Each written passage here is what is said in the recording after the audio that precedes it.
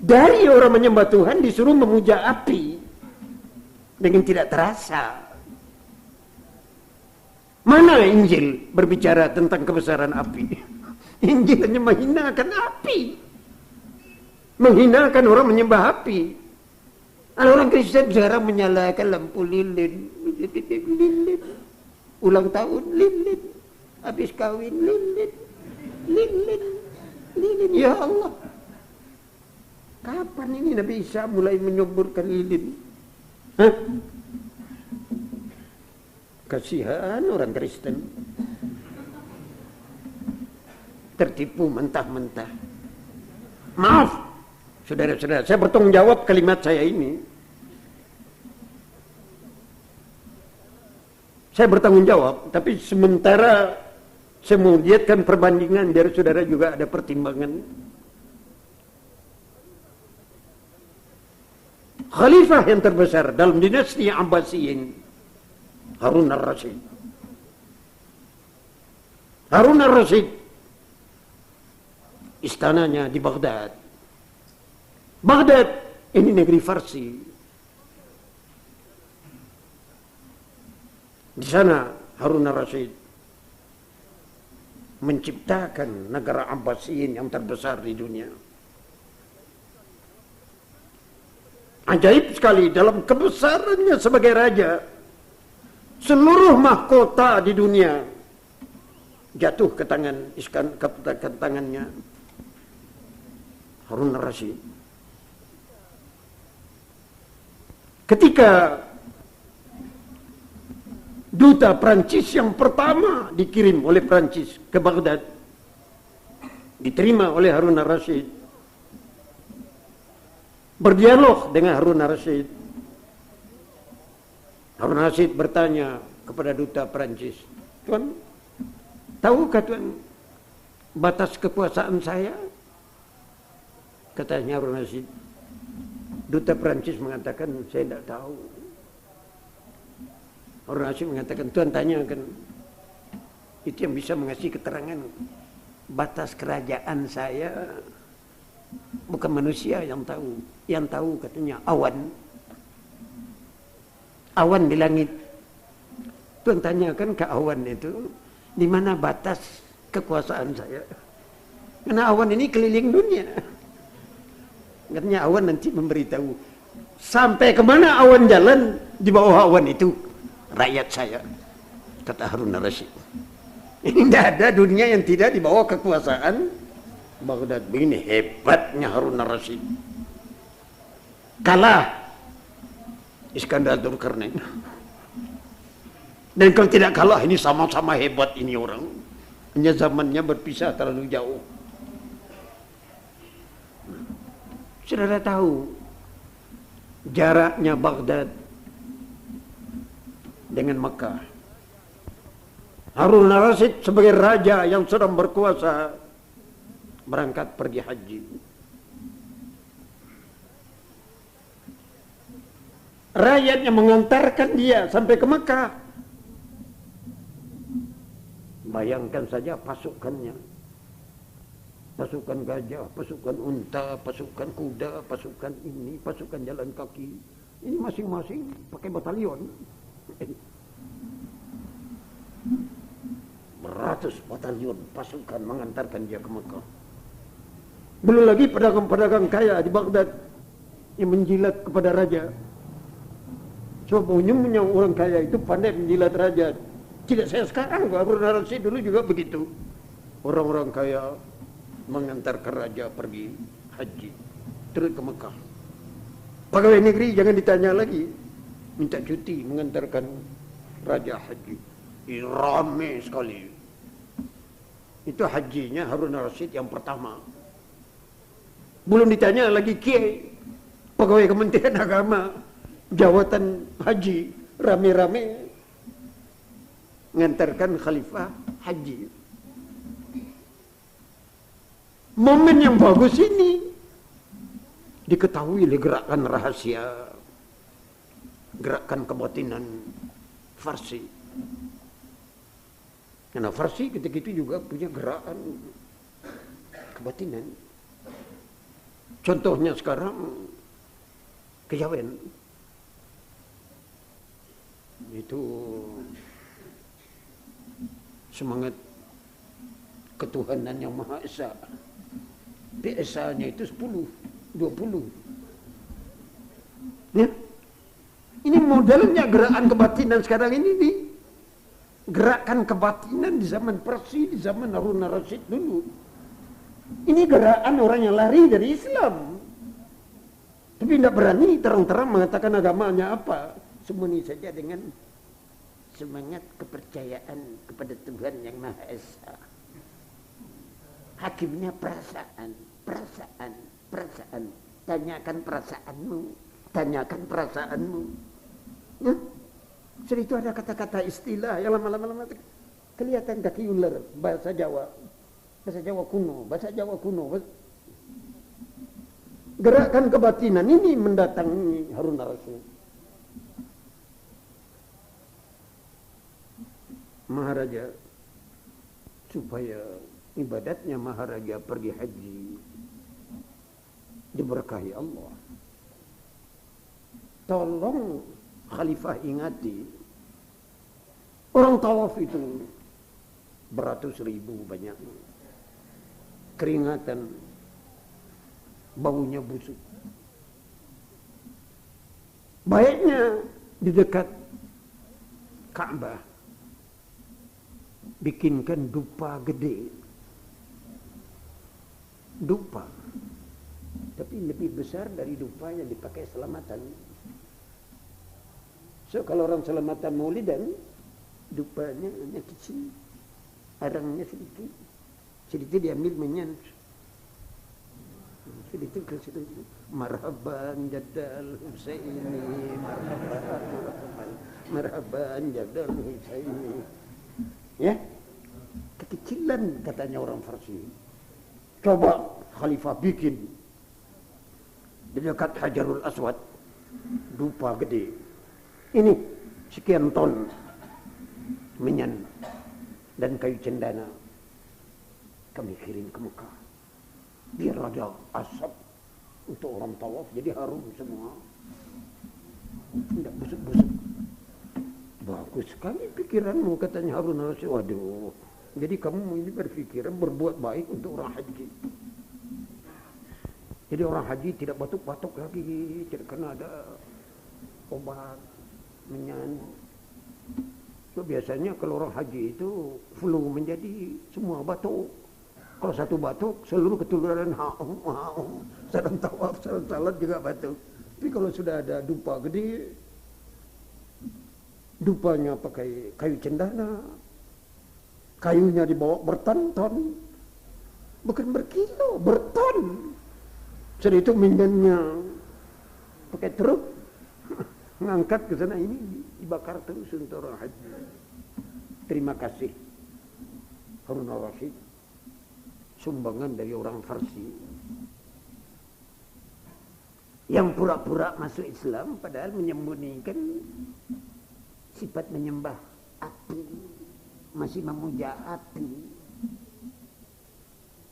Tahu-tahu ketika dia sampai ke Ka'bah, ketika sudah membaca takbir la ilaha illallah Allahu akbar, beginikan tangannya ke Hajarul Aswad, ketika akan tawaf, kok ada perasaan aneh di dadanya Harun al-Rasyid.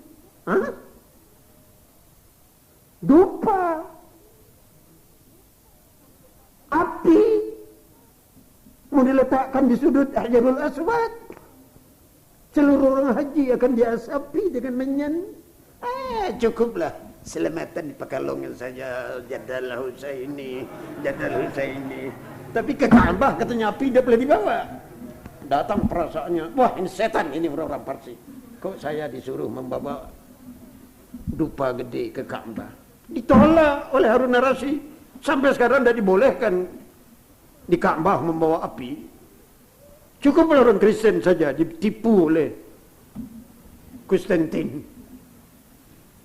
Pakai api Natal, ceklek, ceklek, ceklek, ceklek, ceklek, ceklek. Dengan cara halus api dipuja. Orang Islam tidak mau memuja api. Paling-paling api itu untuk merokok. Ya, merokok boleh, kamu merokok, asal jangan kebanyakan. Dan jangan utang-utangan. Ini merokok sekarang berani merokok, bayar tidak berani. Saudara-saudara, agama dengan agama ini selundup menyelundup. Kurang hati-hati kita diselundup oleh lawan. Kamu tahu hancurnya Islam sekarang. Kenapa? Ini kaji yang sebenarnya kaji. Hancurnya Islam sekarang karena kita diserbu oleh musuh. Modal kita yang paling pokok itu yang dia bom. Saudara tahu hadis Nabi yang diriwayatkan oleh Ahmad, diriwayatkan oleh Tabrani, Baihaqi, hadis yang terkuat. Rasulullah mengatakan umat Islam kuat karena dua pamor. Sejak dari zamannya Rasulullah, agama jadi kuat karena pada umat Islam ada tersimpan dua pamor. Pamor satu, zuhud. Rasulullah, sahabat-sahabatnya, orang Islam yang pertama mempunyai pamor di dadanya, namanya zuhud. Zuhud, zuhud, zuhud. Rasulullah mengatakan, uzhud fid dunya, yuhibbukallah. Uzhud fid dunya, yuhibbukallah. Zuhud artinya benci. Bencilah kamu ke dunia. Ini perintah Nabi. Bencilah kamu ke dunia, niscaya Allah akan sayang kepadamu. Jadi bencilah ke dunia, Allah akan sayang kepadamu. Wazhud fima indan nas, yuhibbukan nas. Bencilah kepada apa yang sedang di tangan orang lain, orang itu akan sayang kepadamu. Ya. Bencilah kepada apa yang di tangan orang lain, orang itu akan sayang kepadamu. Bencilah kepada dunia, Allah akan sayang kepadamu. Imbangannya, bencilah kepada apa yang di tangan orang, orang itu akan sayang kepadamu. Ada orang lain punya nyonya manis, jangan kamu sayangi lagi nyonya orang itu, tempelennya kamu nanti. Ya. Tapi kalau coba dekatnya, wah ini perempuan tidak baik, celah istrinya, wah disalami kamu oleh orang itu. Ya. Tahu ini rahasia benci dan senang ini. Barang ini senangi orang lain, jangan turut kamu senangi, kamu jadi konkurennya. Ya. Kalau kamu kerja di kantor, jangan kamu tandingi orang sebelah mejamu.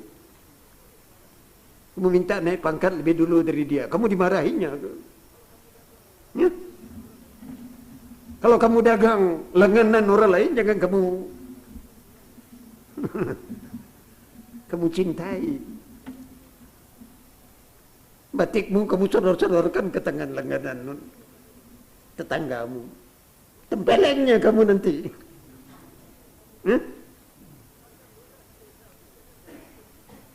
Pangkat lurah di desamu jangan kamu incer-incer. Nanti lurah marah kepadamu. Katakan saya tidak ketarik ini kepada pangkat lurah ini. Senang itu lurahnya. Nah aman dia, tidak ada konkuren. Ya. Uzhud fima indan nas. Apa yang sedang di tangan orang lain itu kamu benci dia. Jangan kamu cintai. Orang itu akan sayang kepadamu. Ini istilah umum. Dasarnya Uzhud fid dunia. Kamu ingin dicintai Allah? Jalan untuk dicintai Allah hanya satu. Uzhud fid dunia. Kamu benci kepada dunia, Allah akan sayang kepadamu. Tapi kalau kamu tergila-gila kepada dunia, termasuk dunia itu kaya. Nah, hati-hati. Kalau kamu sudah tergila-gila kaya, nanti tidak jadi ngajar. Belajar dagang batik ini. Guru. Akhirnya sekolahnya sore telat. Sekolah pagi dia bisa datang lagi. Kamu tahu yang namakan dunia itu apa? Fulus. Kamu terlalu cinta kepada fulus, Allah marah kepadamu. Ya?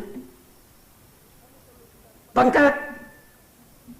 Kamu terlalu gila ke pangkat, ini kan sama Tuhan kepalamu. Nama. Kamu tergila-gila kepada nama, cilentik sama Tuhan. Termasuk nama itu masyhur. Nomor 1, teladan.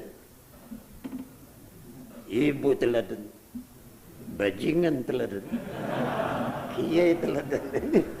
Ingin jadi teladan, ini teladan akhirnya edan. Cinta kepada dunia, jahanam akibatnya. Benci kepada dunia, kamu akan disayangi Allah. Uzhud fid dunya, yuhibbukallah. Benci kepada dunia bukan menolak dunia. Jangan salah mengerti, yang dinamakan benci itu bukan menolak. Benci itu maknanya tidak menjadikan kesayangan ke satu. Jangan kamu jadikan dunia itu jadi soal ke satu dalam hidup. Oh, perkara dia datang jangan kamu tolak. Kalau Fulus datang boleh kamu bawa, tapi kalau dia berangkat ya kamu jangan sakit kepala. Banyak orang sekarang kalau uang datang, ya senang. Tapi kalau uangnya berangkat dia jadi kurus, batuk-batuk. Tanya kenapa kau jadi kurus? Aduh, terganggu sekarang. Lah tanya dulu apa? Sebenarnya Fulus tidak cukup lagi. Lah badanmu kan masih utuh, kaki masih 2, mata masih 2, rambut juga masih sebanyak dulu. Lah kenapa kamu sekarang merasa kok? Iya entahlah bagaimana ini Fulus ini, bagaimana ini pangkat ini kok? Aduh, ditinggalkan pangkat. Banyak orang yang takut ditinggalkan pangkat, tidak takut ditinggalkan bini. Coba. Katanya tinggalkan bini boleh diganti. 4 gantinya sehari dapat. Tapi kalau pangkat berangkat, ya Allah. Orang jatuh dari kursi, ditimpa lagi kepalanya oleh kursinya sendiri. Ini banyak anggota-anggota DPR berhenti. Ketawanya sama dengan menangis.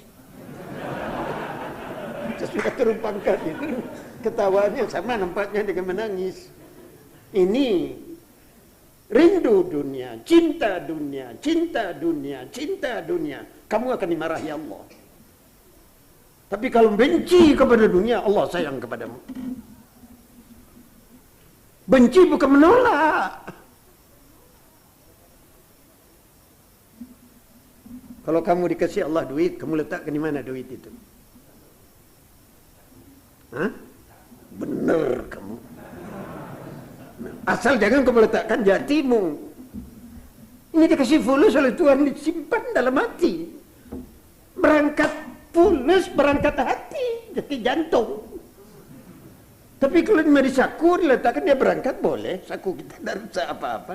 Nanti dicarilah yang lain masuk lagi. Itu namanya meletakkan duit di saku. Jangan diletakkan duit di hati.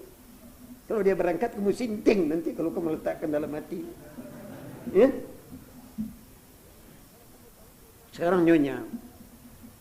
Kalau kamu kawin nyonyamu kamu simpan di mana? Kalau kamu letakkan nyonyamu di rumah, selamat kamu. Tapi kalau nyonyamu kamu simpan dalam hati, ya Allah, cilaka kamu nanti. Maaf, ibu-ibu, saya bicara sama laki-laki dulu.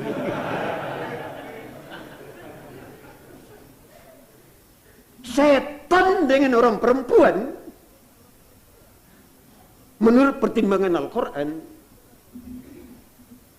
ketika Al-Quran berbicara tentang perempuan, Al-Quran mengatakan inna kaidahunna azim. Inna kaidahunna azim. Tipu dayanya wanita itu raksasa, gede. Hati-hati kamu. Kabinet bisa goncang karena wanita. Negara bisa jatuh karena wanita. Kiai bisa jungkir balik karena wanita. Hah? Apalagi anak-anak muda karena wanita. Syaitan oleh Al-Quran dikatakan inna syaitana kana lil insani dha'ifa. Perdayaan syaitan itu lemah. In abdi laisa laka alaihim sultan. Hambaku yang taat kepadaku, kata Allah. Wahai syaitan, kau tidak mempunyai pengaruh apa-apa sama dia. Dia bisa engkau permainkan. Tapi hamba Allah yang taat kepada Allah bisa dipermainkan bini. Bisa kebalik, tikar sembahyang. Tikarnya kebalik. Kiai